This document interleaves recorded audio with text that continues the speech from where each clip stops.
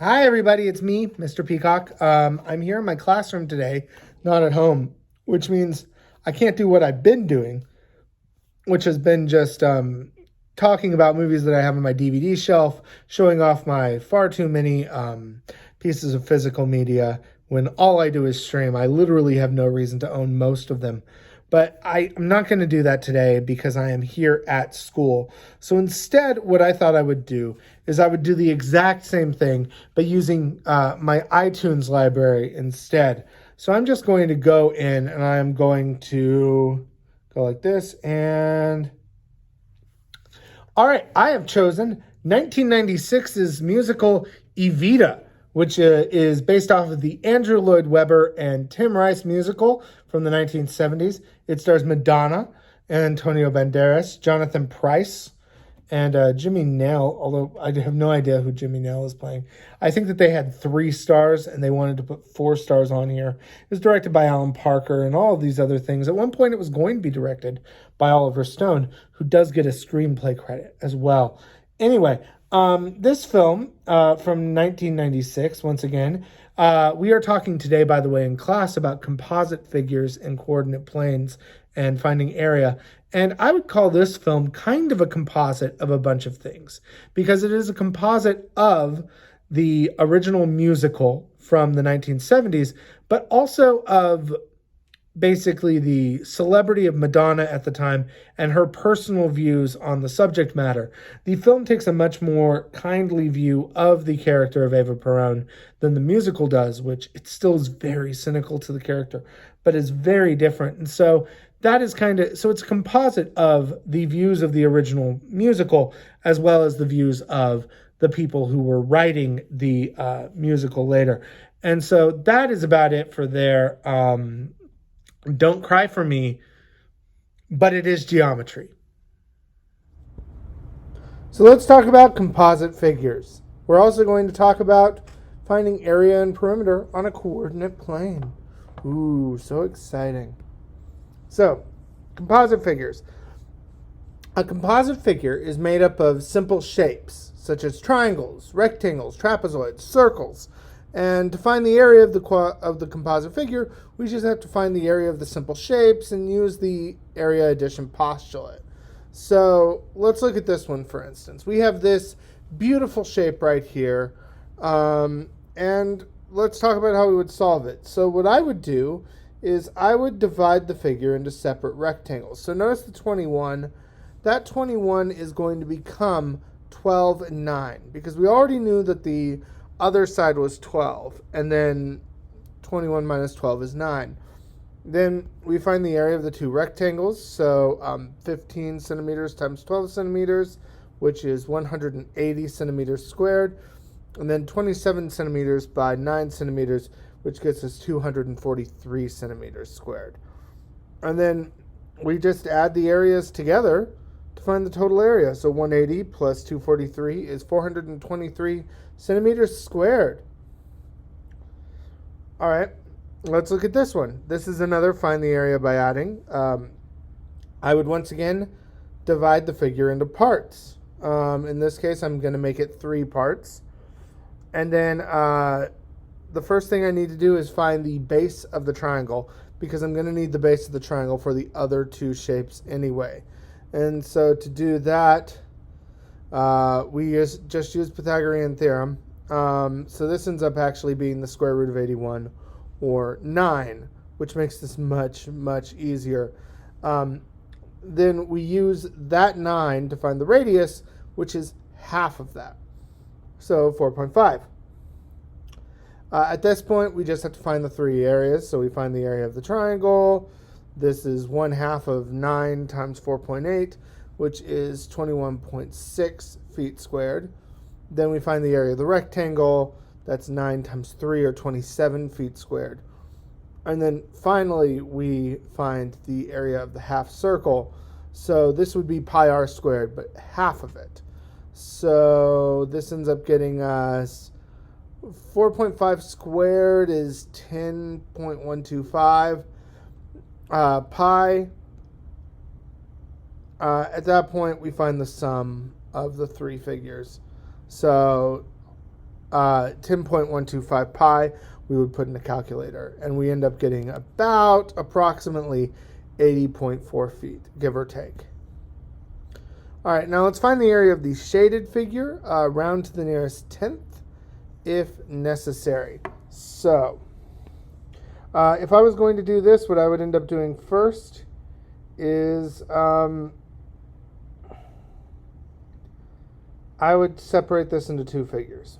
So here we go. Okay, let's see. So to get this amount right here, the 75, I'm going to do 75 minus 37.5. Oh, wait, 37.5. That means that this part is also 37.5. Now, I want to find the height. I want to find the height of this figure. So I am going to do, let's see, 62.5 squared is equal to 37.5 squared plus x squared. So really just 62.5 squared minus 37.5 squared, and then square root it. So I'm going to put that into a calculator real quick. Let's pull up my calculator app, and I do 62.5 squared minus 37.5 squared. That gets me, 25,000, and then I just square root 2500, and that gets us 50, which means that this height is 50. Cool. So, for each of these parts, I do something different. So in this one, I do 22.5 times 37.5. And then for this one right here, I'm going to do 1/2 50 times 37.5. And so I'm going to put each of these into the calculator. Let's see, 22.5 times 37.5. That's going to get us 843.75. And this other number shouldn't be much higher than it because it's really just 25 times 37.5 times 50 times 37.5. And that is going to get us 937.5. Then I just add them together. 843.75 plus 937.5 gets us 1,781.25 meters squared. These are also meters squared. All right. Let's move on to our next question. So for this next section, we're going to talk about how to instead find the area of composite figures by subtracting. So you might notice this figure, which kind of looks like I believe the term is basketball. I know there are two baskets, one ball. I don't know. It looks like a court for something like that, perhaps. So when I look at this one right here, let's talk about what we would do. So the two half circles are going to end up having the same area as one circle. So what I'm going to do is I'm going to subtract the area of the circle from the area of the rectangle. So the area of the rectangle is 16 times 33, or 528. And the area of the circle would be, the radius would be 8. So 8 squared is 64 pi feet squared. At that point, we do 528 minus 64 pi, and that gets us 326.9 feet squared, approximately. All right, let's talk about how we would find the area of this shaded figure, and we are going to round to the nearest tenth if necessary. So the first thing I'm going to do is find the area of the circle. So area of circle, so in this case the radius is 3, so 3 squared pi, or 9 pi. Now let's talk about the area of the square. Now, how do I know it's a square? Well, I know that every single one of the sides are congruent, which makes it at least a rhombus, but I also know that its diagonals are equal. So this is a square, but remember, one of the things that we found is that we can actually use the rhombus area formula, which is diagonal 1 times diagonal 2. Now you might be going, we only see diagonal 1, but here's the thing.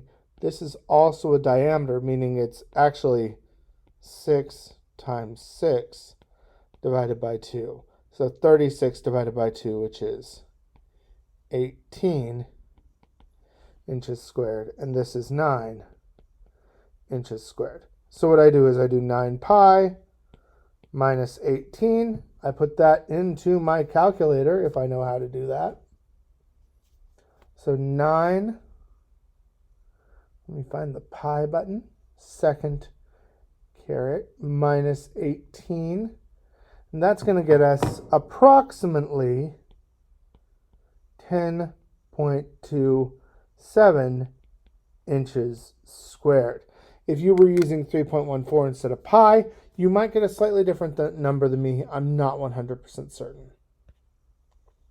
All right, so now let's talk about irregular shapes. What fun we're now at. So if I'm trying to estimate the area of an irregular shape, I can sometimes use a composite figure. So the first thing I do is I draw a composite figure that resembles the irregular shape. Then I divide that composite figure into simple shapes. So let's do that right now. So we are going to, in this case, use a composite figure to estimate the shaded area. The grid has squares with side lengths of 1 centimeter. So find the area of each part of the composite figure. So here we go. Let's put these into shapes. Here we are. So at that point, I would just do figure 1 is a triangle. It is a 3 by 1 triangle, so 1.5 centimeters squared. Figure B is a parallelogram. That is a 3 by 1 parallelogram, so 3 times 1, which is 3 centimeters squared. Then we have a trapezoid, which means that we have to add our two bases, which are 3 and 2. So 3 plus 2 times our height of 1 and divide that by 2. So this ends up being 5 divided by 2, or 2.5. And finally, we have a triangle that is a 2 by 1, which means just 1 centimeter. Then we would add these together, and we would get 1.5 plus 3 plus 2.5 plus 1. That's going to get us 8. Now, I am going to say, just looking at this, I can see it's a little bit bigger than that, but this is a good estimate. The shaded area is about 8 centimeters. So now let's talk about perimeter and area in coordinate planes, so grids. So let's start by estimating area of irregular shapes in the coordinate plane. One thing we could choose to do is once again separate all of these shapes out to where we create, okay, there's a trapezoid, there's a triangle, all of those type of things. That's one thing we could do. Or we can do what I honestly would normally do, which is count the approximate number of figures, estimating irregular shapes using like half squares. So for instance, I would do this. All right, so I put in all of my whole squares, all of my half squares, stuff like that. And there are 31 whole squares, 13 half squares, which means 31 plus 6.5, which gets us 37.5 squares, or 37.5 units squared. This isn't necessarily exactly perfect. You can see some spaces where I've overestimated, some spaces where I may have underestimated. That is the thing that happens whenever you do this. All right, so let's try it with this. We are going to estimate the area of this irregular shape. So half, whole, half, whole, half. Not going to count that one. Whole, whole, whole, whole, half.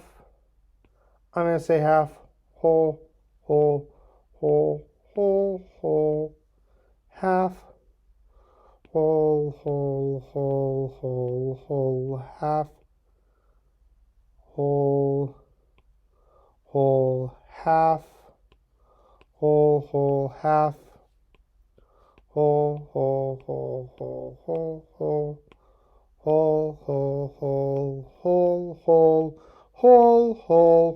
what an interesting video this is. I'm going to count this one as a whole, as a half as well. So at that point, I would just count. We have 1, 2, 3, 4, 5, 6, 7, 8, 9, 10, 11, 12, 13, 14, 15, 16, 17, 18, 19, 20, 21, 22, 23, 24, 25, 26, 27, 28, 29, 30, 31, 32, 33, and then 1, 2, 3, I'm going to write 33 whole, and then 1, 2, 3, 4, 5, 6, 7, 8, 9, 10, 11, and 11 half. So 33 plus 5.5 gives me 38.5 units squared. All right, so now let's talk about another thing we can do. What if we have a normal shape, like say this one right here? So we want to draw and classify the polygon with these vertices. So I draw it, and we want to find the perimeter and area of the polygon. So first we have to ask ourselves, what shape is ABCD? And it looks to me like it is a rectangle. But the question is, how can we confirm this?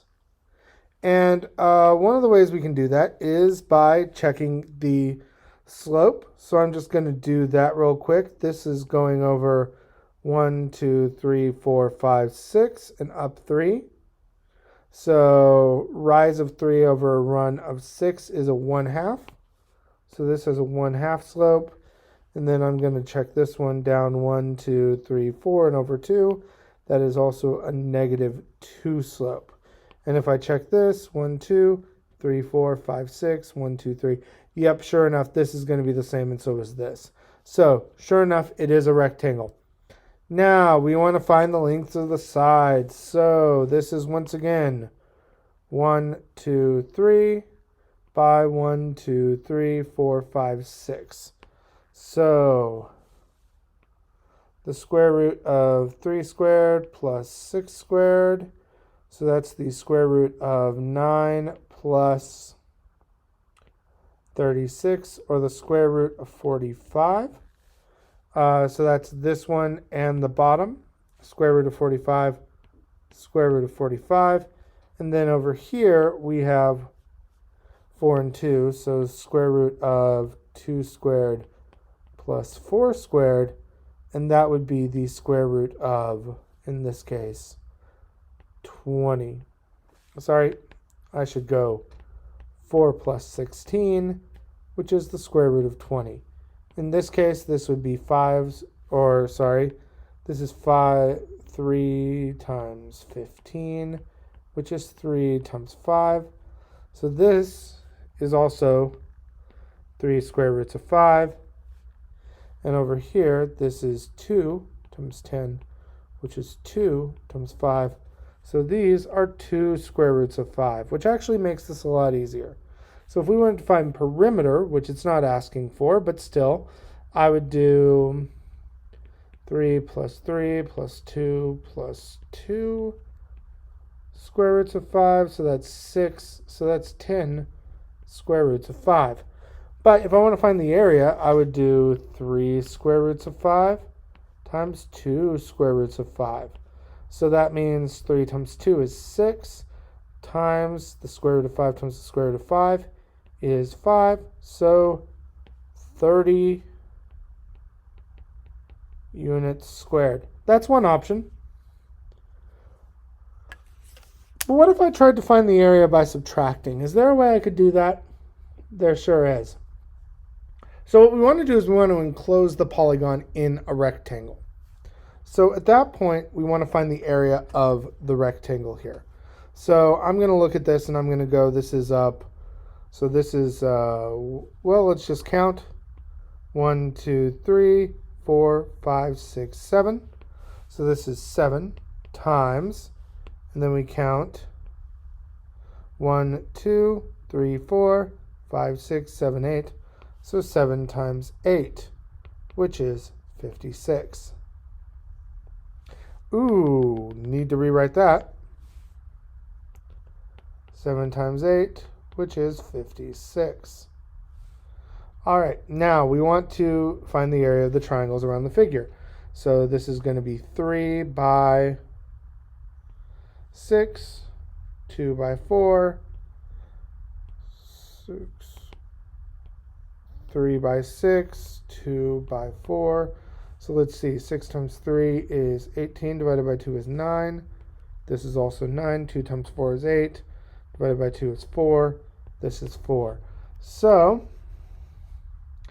there we go. And then we want to subtract the area of the triangles from the larger area. So I'm just going to do 18 plus 8 is 26. So then I would do 56 minus 26. That's going to, sure enough, get us not 36, but 30, which is what we got on the last page. So there we go. Congratulations. Thank you. And with that, I'm going to ask that you like and subscribe this video. Thank you very much for watching, and I hope that you all have a wonderful day.